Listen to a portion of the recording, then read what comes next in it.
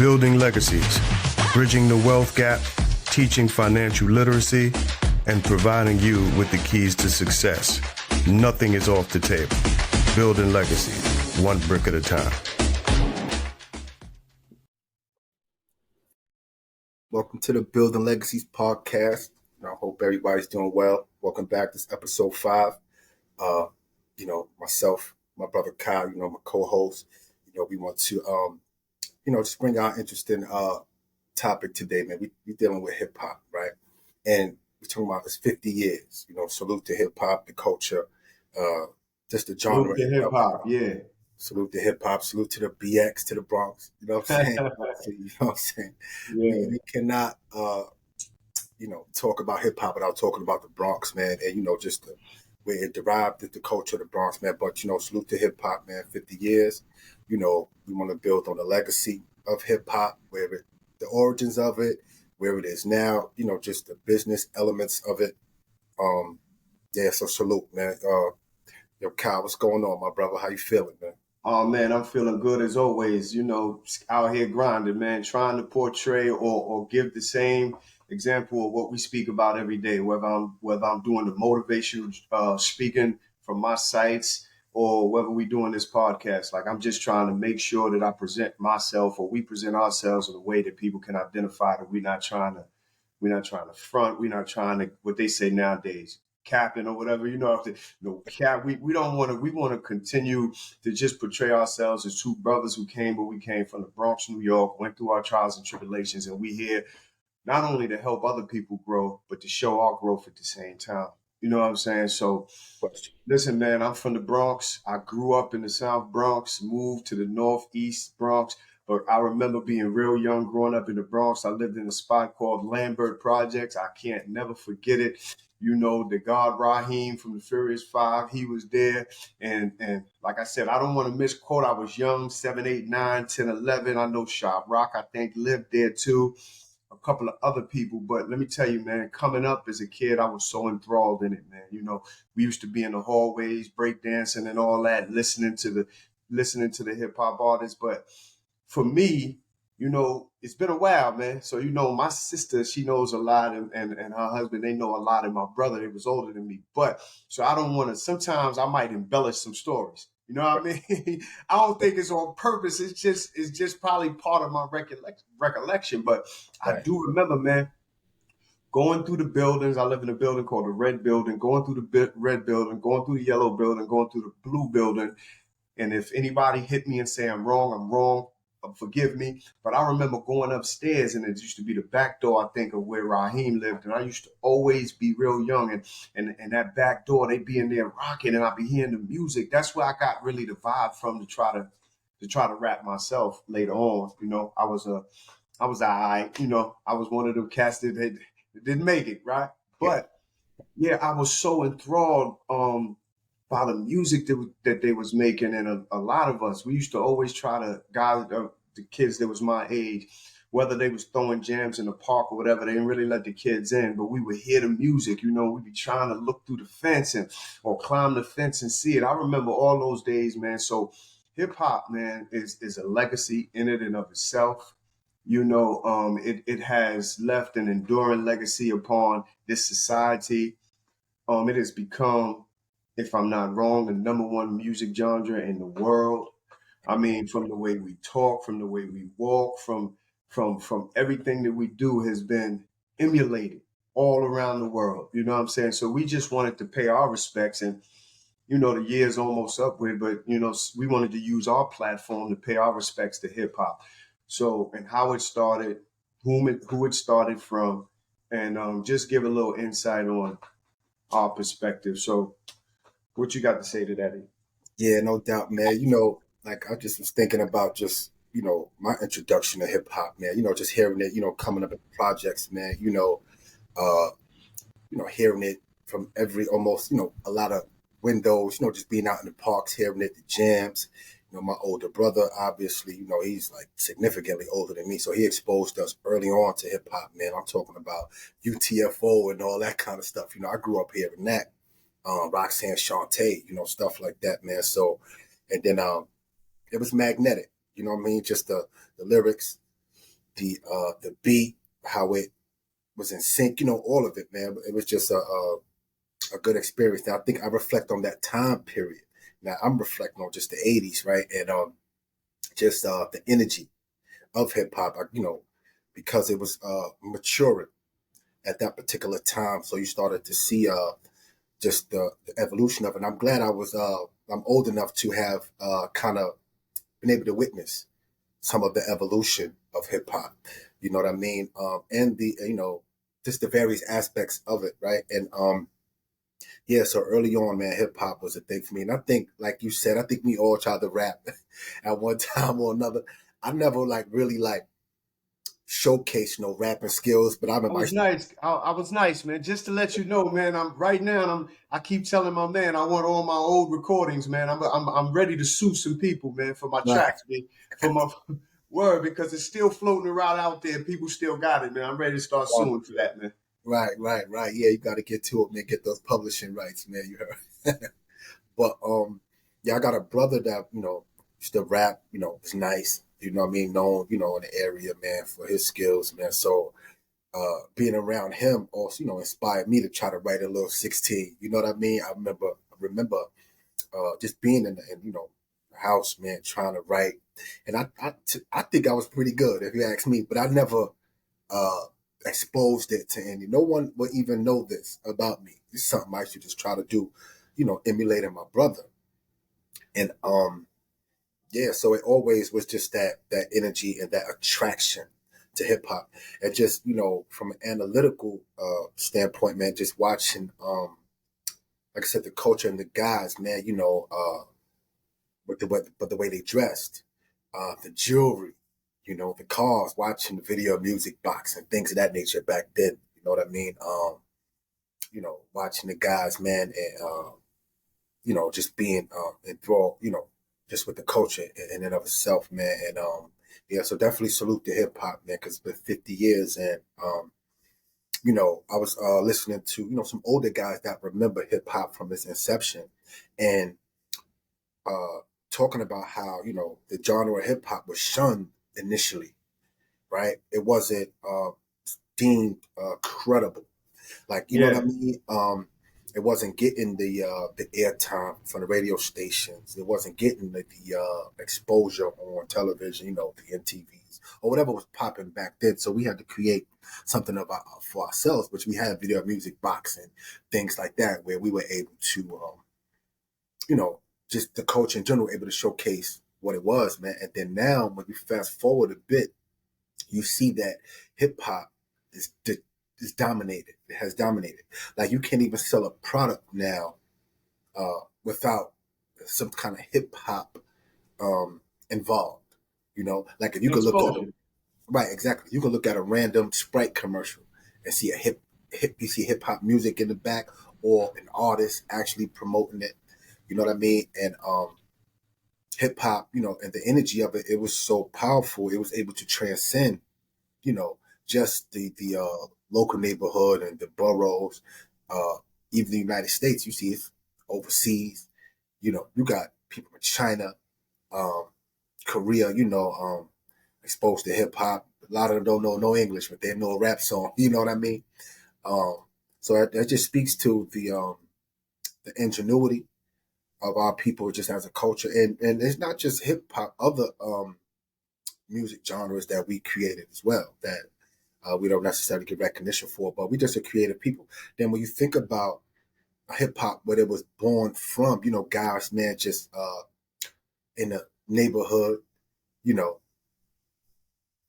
thought, you know what, and putting a beat or rhyme to a beat, Something, yeah. right? Something, you know what I'm saying? And early on, speaking on you know, the trials and tribulations that was going on in the communities, and that's what was attractive to me also uh, about hip hop, man. When you see how just the messages, and people just bringing to light things that was going on in our communities. You know what I mean? I might be showing my age a little bit now, but see, that's what I remember back then. You know what I mean? Absolutely. But and just to kind of segue a little bit, because I know you know, we speak on the legacy of hip hop and just the business aspect. right? So you look at hip hop early on, you had a lot of the artists weren't being compensated the way they should have. And they was so focused more so on the art or the artistry Absolutely. And that had no idea what it was going to be.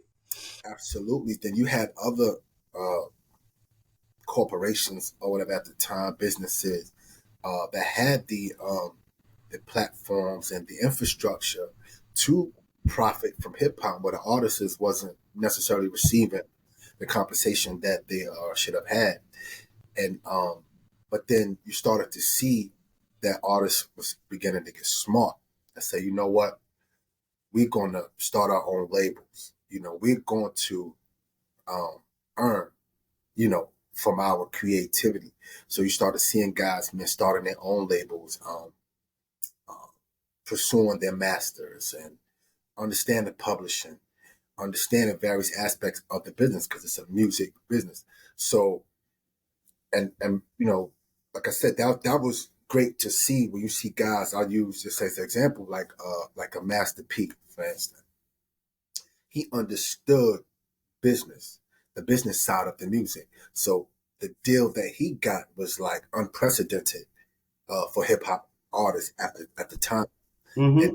you've seen after that that other executives of music labels, uh, they it was called, from my understanding, they wanted the Master P deal because they were getting smart. Like, hold on, Master P get 80% of the revenue, Or and more. or more, and the distributors only get 15 or 20%, where it was vice versa at a time. So he was a trendsetter and a trailblazer for that. And I don't think a lot of people um, appreciate Master P the way they should have. Then you think about even the Jay-Z's, they came into the music business with their own label. You know what I mean? So they came with it with a mindset like, "Now we're not going to be like our the previous generation.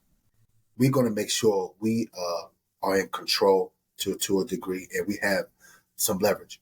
You know what I mean? So that in and of itself, for me, was good to see, where we starting to see artists being compensated for their Mm-hmm. talents. You know what I mean? Yeah, you know what else I like that I'm seeing right now through social media, and the 50 years of hip hop.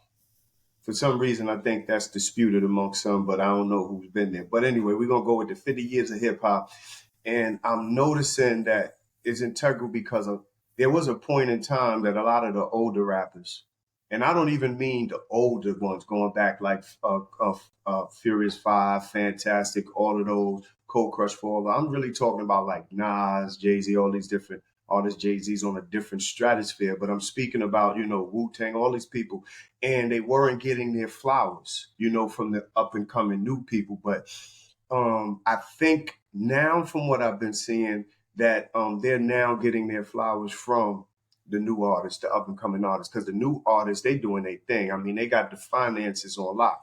So, and they learned a lot. So, and now that this 50 years of hip hop is going on, they running into so many older artists, Coogee Rap, Master Ace, all these different people. I mean, if we were to go from the beginning, MC by MC, DJ by DJ, we is not enough time on our platform on this podcast to go do it. But I just wanted to say that we know hip hop started in the Bronx, in the South Bronx. We know that.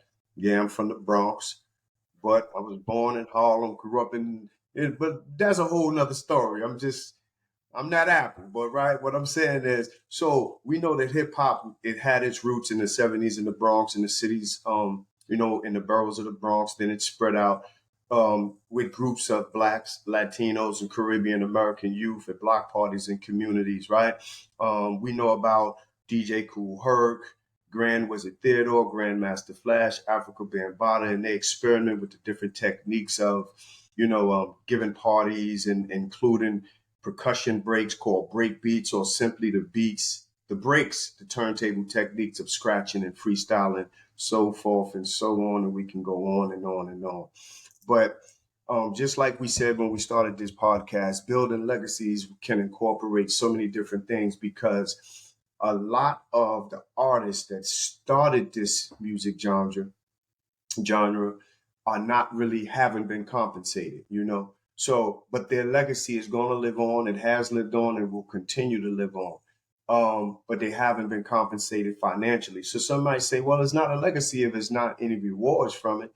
It's a reward because you etched in stone, you etched your name in the world. And that's a legacy that you left behind, not only for yourself, but for your family. We would all want it to be financial.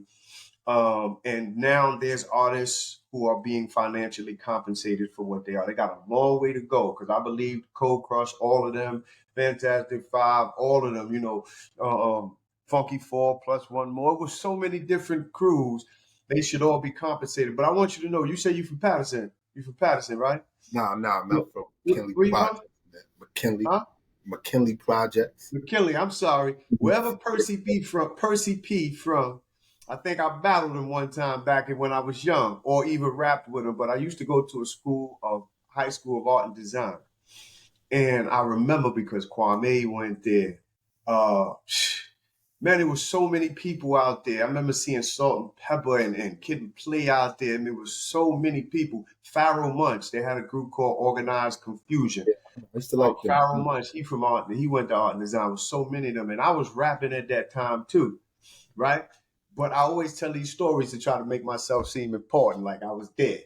But people be like, well, you didn't make it. Yeah, I know that. But I was nice at the time, but I never forgot. I always relish in the fact, man, that I didn't really get to experience hip hop from an outside looking in. I mean, I was actually in there. Right. So that feeling is much different. So even though now I'm 54, I might still blurt out a rhyme here and there. I'm running around the house and I'm rapping and it's like I'm being looked at like I'm crazy. Look, you 54, man, cut it out. But listen, hip hop is in our blood, and we just wanted to share that on our platform to show you how. Now, there's a lot of people in hip hop. You mentioned Master P. We know about Puff. We know a lot of them, Cash Money, who transition from music into, Rockefeller, Dame, all of them. They transition from music into businesses. You know what I'm saying? And that's how we incorporate legacy in hip hop. How they use the music as a platform, as a springboard to go into different music. Right. To go into different business endeavors, and that ties into our platform because we want to discuss business and how it interacts with legacy. Right or wrong? Right. And specifically the guys you just named, when you think about their individual backgrounds, they come out of the streets, right? So to me, it's no mystery to see that these guys came into the music industry with a certain mindset of ownership. They came in with a certain hustle that a lot of others necessarily didn't have, because you look at those that was able to kind of break barriers and transcend to that next level. Look at their history. Right, you get individually as far as coming from the streets. They might have dibbled and dabbled. They was hustlers and things like that. But they awakened to say, you know what? We could take this same hustle, drive, intelligence, organizational skills, all of that's necessary in any form of business. You know what I mean? These is transferable skill sets. That's why you see that they were able to have success the way they've done it in hip hop. You look at the 50 Cent, you look at the Master P, Baby, Jay-Z, look at their background and where they come from. You understand? So it's like, but they just understood, okay, we're gonna approach music, or this industry from a business, because it's a music business. Right. So you have to understand the business aspect of it, to prevent you from getting robbed necessarily, or other people continuing to get the lion's share of the revenue off of your talents. Right. So I definitely commend those guys, man. And even you look at now, you're seeing guys, man, that evolved from hip hop, but hip hop is definitely the foundation. But you're seeing guys, they got transitioning into podcasts and having extreme success there. You know what I mean? We know the few guys. You know what I mean? But it's like we right, fashion, everything, man. They used as or hip hop is the foundation, and they definitely evolved, man. We hear about the for instance, we got Mace, we got Cameron, they got their show, you know what I mean, and definitely salute to them, you know what I mean. They come out of Harlem, and Yeah, that's right, absolutely. That's reinventing yourself right there. Like you are who you are already, right, and people know you. But to wake up one morning and create something new out of thin air and right, just put your all behind it, and that's what gave me the ability to say, listen, I want to join you on this endeavor because you never know where it can go. A right, lot of podcasts fail, some succeed. We don't want to be in the failure category. We want to be in the success category. But to see them reinvent themselves like that right. and get to where they are in such a short period of time, man, that's inspiring, B. Absolutely, very commendable, man. I definitely salute those guys, man. You know what I mean, because they took a chance, they betted on themselves, um, used their notoriety uh, and their legacies to take it to a whole other field. You know what I mean? So that's definitely commendable because some people get stuck in a box, right? They don't see themselves doing anything else. That's why you see a lot of these guys, they X amount, but they still rapping like they might be 40 plus years old. They're still rapping like they're in their 20s because I feel like they kind of still stuck. But then you got some guys say, you know what? We can still rap because I think that putting an age limit on hip hop is wrong, right? Because you don't see. Absolutely, I agree with that. And I just saw that, not to cut you off, I just saw that. I think I saw Styles P talking to somebody and they said that's kind of messed up when Right, it comes to hip hop. Maybe like you 40, you 50, you still rapping, but we don't say that about any other music genre. We don't. right, Nothing applies to nobody else, but only when it comes to us. Everything seems to have to apply. right, I don't want to get in that on that space and in that box, but listen, because my man I grew up with, I used to rap with him. His name is Terra Van Poo. He's still doing his music. I mean, and he his producers Vinny Idol. They still doing music together. And right, at first, when I came home, I couldn't fathom the fact of a brother that was my age that was still rapping. I was in the same mindset, like, damn, though, we used to do this back in the early 80s. You know what I mean? And it's like, damn, that's what you're still doing. I've been going for almost 25 years. But then I had to see, I can't knock anybody's hustle. I can't knock anybody's dream. I can't knock anybody's um desire to want to create their own legacy. And that's what I begin to look at it. When I stepped back, I said, man, this brother putting out an album. Every time I turn around, he putting out an album. You can stream it on all music platforms, Terra Van Poo, and it's like, yeah, this my man. That's why I said him. And I'm promoting Terra Van Poo, but you can listen to his music and he does it out of the love, he does it out of creativity, and he's still nice. But in the same token, it's a legacy that he's building for his kids and for his family behind. Because when you own your material, when you own anything, you have the right to say what happens to it, who can use it, when they can use it. So even God forbid if he passed or when he do pass, he left something for his family, which is a legacy that they can utilize his catalog to make money down the line. So I stopped really looking at it as just more of entertainment and more of somebody chasing their dream. I mean, quite simply, this podcast is leaving a legacy behind. If we are successful in the podcast, this is something that's going to still be here long after we're gone. Like we are creating a digital footprint. You feel what I'm saying? With everything that we put up as a digital footprint, and it's going to stay in the system. It never goes away. It's like virtual real estate. It's real estate throughout the internet. So I, I got off the bag of, I could see a man on the street with a Frank cart, and I'm gonna say, I wish that was me. I wish I could stand out here with the cart and pump Franks. You hear me? Like how?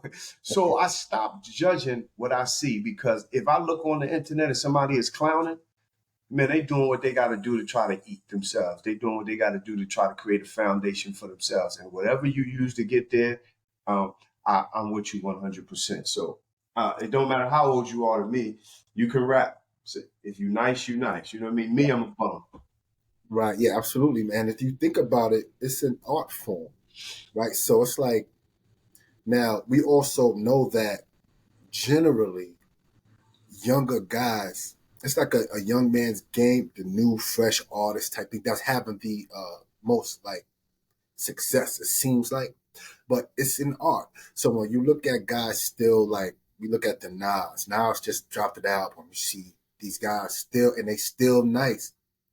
I still support them because like I said, it's an actual art. So I think if we look at it from that perspective, we won't judge it so much like, these is just rappers. This is an art, like a painter. You know what I mean? Absolutely. Like, do we say to a painter, stop painting once you get 30? You know what I'm saying? Nah, you know what I mean? But I am an advocate of growth. So if I do see an artist that's been, rapping 20 years, I would like to see growth. Now, that don't necessarily mean that you got to stop rapping, but I would like to see the content of the rap evolve as well. Because sometimes that's typically like my issue without getting too far into that. You see older guys, man, you've been rapping about the same thing for 20 years. You've had other experiences and hopefully you grew in some consciousness where now the content that you're putting out is a reflection of your current state of mind and space that you're in. But that's Okay. like my only critique of like the older guys rapping. But I think that, like I said, it's an art.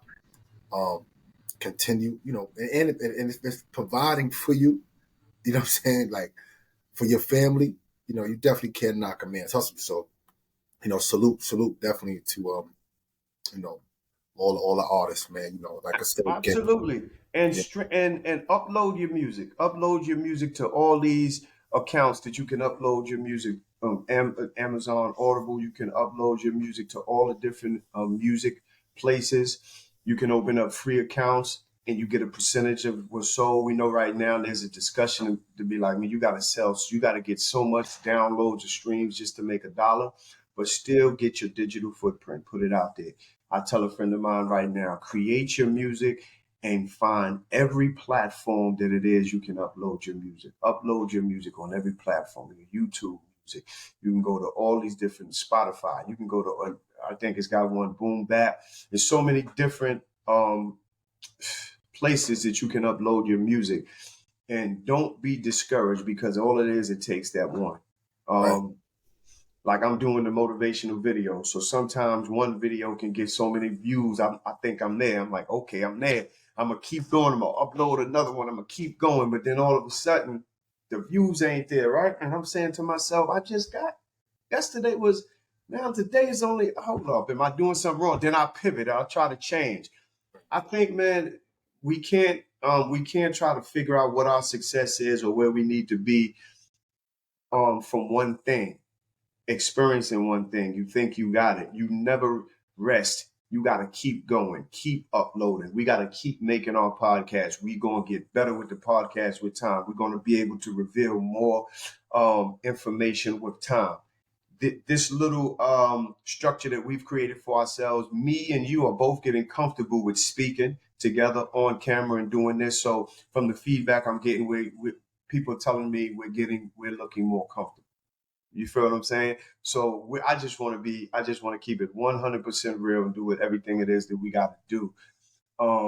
But yeah, I used to ask somebody. I used to say, man, if I get to 1 million, 2 million, 3 million, if I get to a certain amount of money, I don't know why these people keep working so hard. Why they keep rapping, doing shows, why they doing what they doing. Then I'm starting to realize that, listen, man, you're only as good as the last thing that you do. I don't care if you sold out a show over here. You got to keep going to the next one and sell out. There is no rest. And I'm realizing that, man, in order for you to make it, man, there is no rest. You sleep. When you finish, you get tired, you get those couple of hours. But listen, there's no rest, man. It's really no rest. You don't always see the residuals, but you got to keep going. Right. And like it's just a touch on what you were saying, like it's no rest. And then you see guys like once you get to a certain level, you have to grind to get to that level. Then you got to grind to stay there. Like, Uh, because it's like, man, you get these guys, they become millionaires, they create lifestyles that has to be maintained, right? Or if not now, because, and we've seen it, you see with athletes, you've seen it with rappers, you see them reach a certain level of success monetarily, right? And then they, using the athlete, for example, they get an injury or they retire or something, or just lose their contract. And we see that they file a bankruptcy, they're losing everything. You know what I mean? So just as hard as you grind to get to a space, don't get comfortable once you get there, right? And then, because, like I just mentioned, you start to see guys, as you increasing in income, your expenses are increasing right along with it. You know what I mean? So you have to continue to make money. You know what I mean? Because I see a lot of guys, too, they doing shows, 100 miles an hour. But I understand why they have to do that. They got investments as well. But you see them still on their tours and grind because you got to maintain that lifestyle. You got to pay half that damn near, Right. and it's like, so you got to figure out how you can keep as much as you possibly can. But, you grind and you forgot and you can't forget you on a different tax bracket. You got to pay that. So since I've been home, the more and more I'm home, I'm realizing and understanding a lot of things greatly, trying to have different revenue streams. So like I said, man, I just want our followers and our listeners to know that this platform, we standing on the shoulders of a lot of financial podcasts that came before us, right? We don't want to emulate nobody. We don't want to disparage nobody. We don't want to do anything but to thank people for educating us, giving us the strength to speak our voices and create our own podcasts as well. So we stand on the shoulders of all those financial shows that came before us and hope to meet them one day so that we can give our perspective and get their perspective as well. So, man, I know you wanted to just come on here and touch on the legacy of hip hop, man. I think that we did. We touched on it. It's impossible to name every MC and every DJ and every breakdancer one by one, where they've been, what songs they have. It's just going to be virtually impossible, man. We'll be here forever. Hip hop is the newest genre. Man, it's one of the greatest genres, man, that's out there. I remember when MC Hammer was doing a commercial, forgot what he was doing, and they was calling him a sellout and all that back then. Nowadays, right? Nowadays, everybody was saying it, right? Because that's ignorance, right? That's a lack of information. Right. Nowadays, as a performer, as a rapper, as an MC, as anybody, as a content creator, anybody, you can't survive without that. You can't survive without promoting a product or even creating a product or being associated with a product in order to get those residuals. So you see how times has changed, man. And I believe it's going to change anymore.